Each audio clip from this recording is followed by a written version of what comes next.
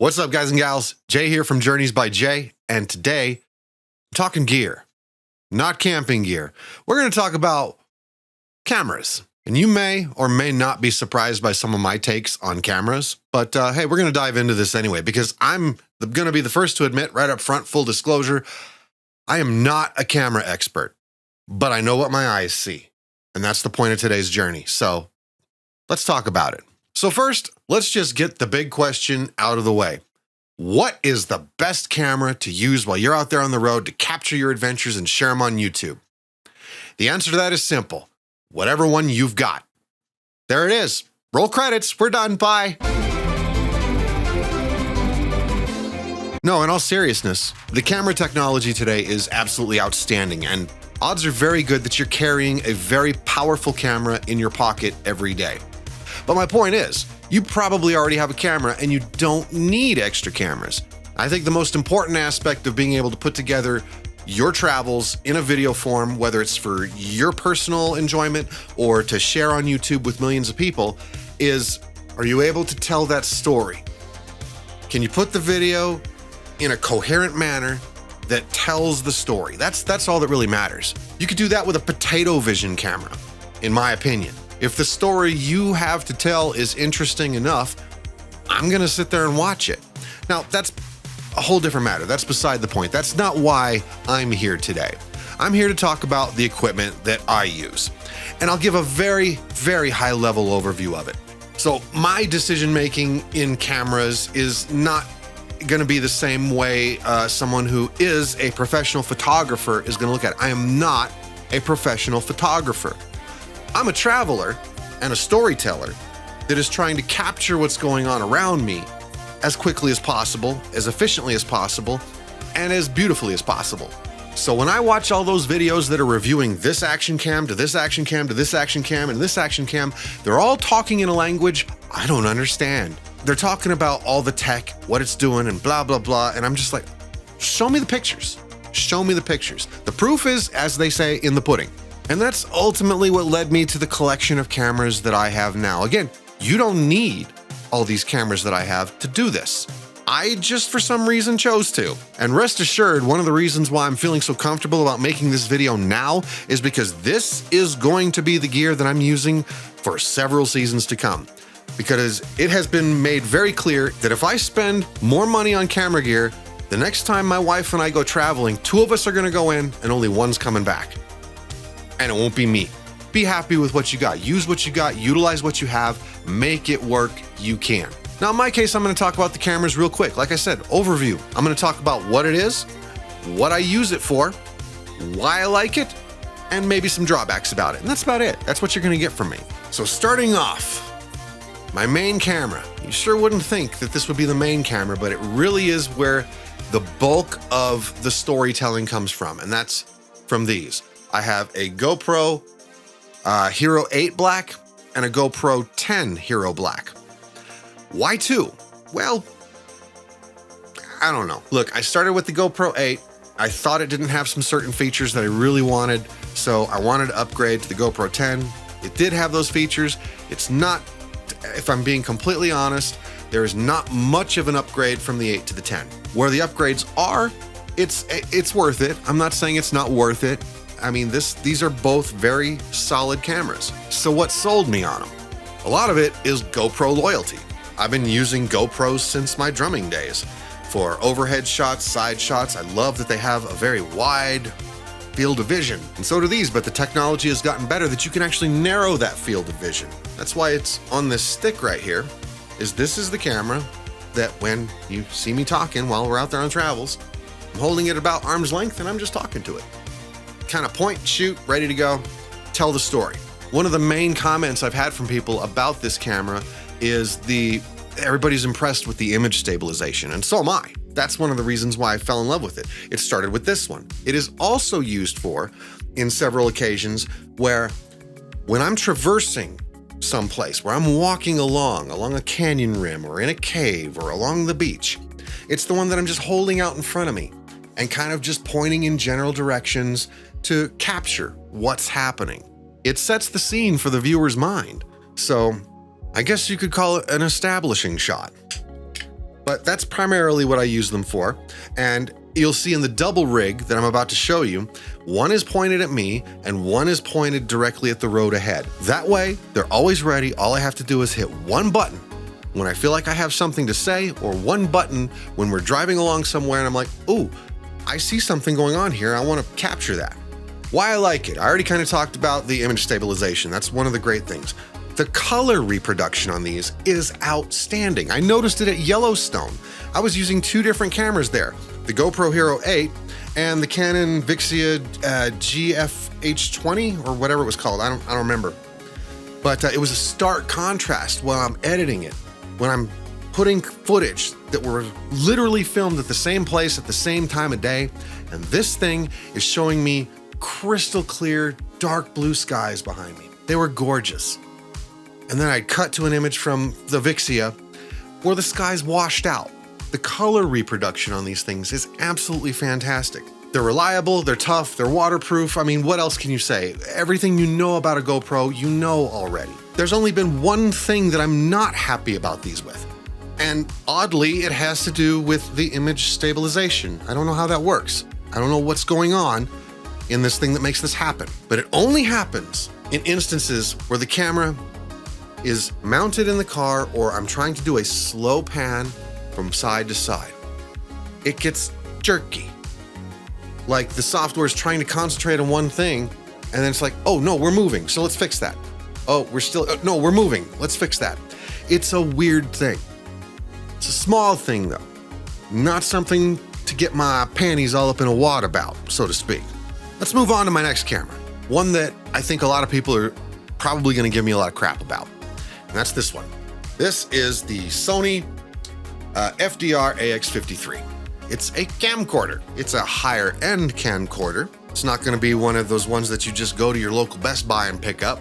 It's technically not quite prosumer level, but I put it in the prosumer category. Let's talk for a minute about what I use this camera for. This, for lack of a better term, is kind of almost the B-roll camera. This is what I'm capturing what's around us. I'm establishing what's around us. This is really for getting those just great shots. Bright, vibrant shots of wherever it is we are. Probably what a lot of people would probably advise me to use a DSLR for. I have a problem with DSLRs. Again, I'm not a camera expert, but I know this much. Anytime I hold a DSLR in my hand, they're clunky, and they take two hands to operate 90% of the time. I'm a traveler, not a photographer.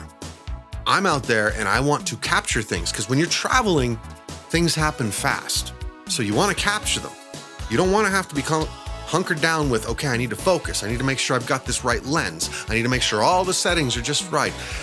No, I want to point and shoot. Now you can argue with me all day about, oh, well, you're going to miss out on certain things, like you're going to make sure your white balance is just right and blah, blah, blah. Look, if the automated features are good, like this one, 90% of the time, you're going to get a great shot. It's going to be fine. Nothing you can't do a little bit of color correcting on in post. Speaking of which, I have an example of where the Sony became the shining hero in an instance where the GoPros utterly failed. In the big room at Carlsbad Caverns, it is just too dark for the GoPros. But the Sony has a low light feature that came to the rescue. As in the case of any low light situation, the images get a little grainy and were admittedly a little bit devoid of color. However, as you can see here, the use of a simple preset color correction LUT brought it from a dull meh to what I actually saw with my own eyes down there. One-handed operation, that's another thing. And sadly, it's been pointed out on YouTube that a lot of companies seem to be moving away from traditional camcorders. But this is the way I'm gonna do it. This is the way I like to do it.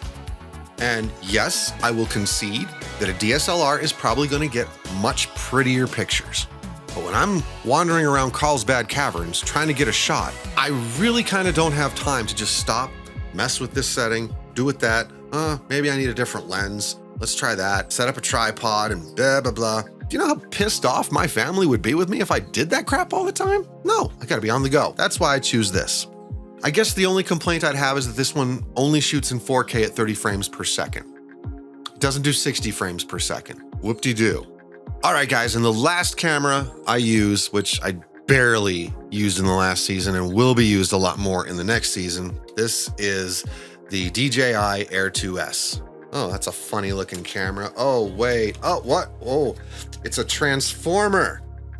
That's right. It's a drone, guys. The most expensive B-roll camera you'll ever own. But it just adds a new dynamic of things. It does great for establishing, just gives a new perspective of wherever it is you're at. I mean, that is if they allow you to fly it there. That was one of the biggest challenges going to California, is all the places we went that were just like, no, don't you dare fly a drone here. And yes, I do have the license to do it commercially, but that doesn't mean I can do it where they say you can't do it. Obviously, like I said, what I've used it for is a lot of establishing shots, kind of lets you know where we're at, give a different view, you know, some vistas or aerial views of where we are and so forth. And to be honest with you, I can't really answer much beyond that because I am still very much a novice drone pilot. So I am learning every day new ideas about how I can utilize this into the repertoire. Why was it so important for me to add this one to the repertoire? Well, it wasn't important, but man, was it a fun idea. And let's face it, it is really just out of all of them, this is the most fun camera to operate. The quality of this thing is outstanding. The pictures it takes, rich in color, great steady shots. But this absolutely, I will freely admit, is just a luxury. Did I need this? Absolutely not. But outside of the cameras, the only thing that I can really cover is where to go. Where did I go? An audio solution, a simple audio solution.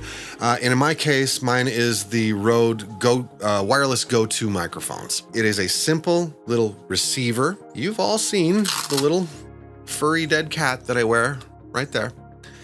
This is the microphone. The sound quality on these is excellent. It's absolutely 10 times better than what you're ever going to get out of the camera. The only drawback of this thing is, like I said, you know, wearing this dead cat around your neck, it gets a little floppy. You know, you turn over like that. Now, some would say, well, why don't you turn it inside out and put it in your shirt like this? But then it has the tendency to turn in on itself like that. And then all of a sudden your audio goes from, boy, this is a beautiful view. That's what it sounds like. All of these have a little microphone input right there on the top where you can put a traditional lavalier and then wear this on a belt or on a hip pack or something and have a traditional lavalier coming up there. But anyways, guys, that's it. That's what I'm using. That's what I use to make all this happen. Video editing software, I'm a Vegas Pro 20 guy. I understand, of course, that, you know, there are others that many of you use and would probably be like, oh, why are you using Vegas? Well, two things. First of all, it does everything I need. And secondly, I've been using it for a very long time. So instead of having to switch to new editing software, I've stayed with one that I know, so there's no learning curve. And that's it. That's it. That's what I'm using to make all of this happen. But I want to again stress, you don't need all that. You don't need hundreds, if not thousands, well, literally thousands of dollars worth of camera equipment. You can do it with your cell phone. My biggest complaint about cell phones is that the image stabilization on is terrible, just terrible. Every step you take, every move you make, it's bouncing around and you're giving everybody who's watching your video seasickness. Now, you can get a nice gimbal for that. You know, that's what, a couple $100. That's not a huge investment. So you already got a great camera. Just get something that's going to stabilize it and you'll make it work. But thousands of dollars worth of gear, not necessary. That's the point I'm trying to make. You can make it happen with anything you've got, even if it's an older camera. If you can tell the story, you're going to do well. Just be clear, there's nothing special going on here. There's no camera expert. There's just a guy who saw some cameras and started basing his decisions off of what he saw with his own eyes. You should do the same. That's how I found these. I watched other people's channels. I found out what they were using and kind of committed to what they were using because I liked the results they were getting. Hey, they're getting good results with that. I can too. So anyways, guys, that's all I've got for now. Hope you enjoyed it. If you did, please leave a like, maybe give us a subscription down there, and check out some of the other content. Share with your friends if you really dig it. We're doing the travel thing here. Right now, it's the middle of winter. I'm struggling.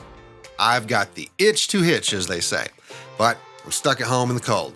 But new travel stuff's coming up. Some of the stuff left over from last year is still being edited right now, so more stuff coming in the future. So stick around for that. In the meantime, as always, safe travels, happy camping, and cheers.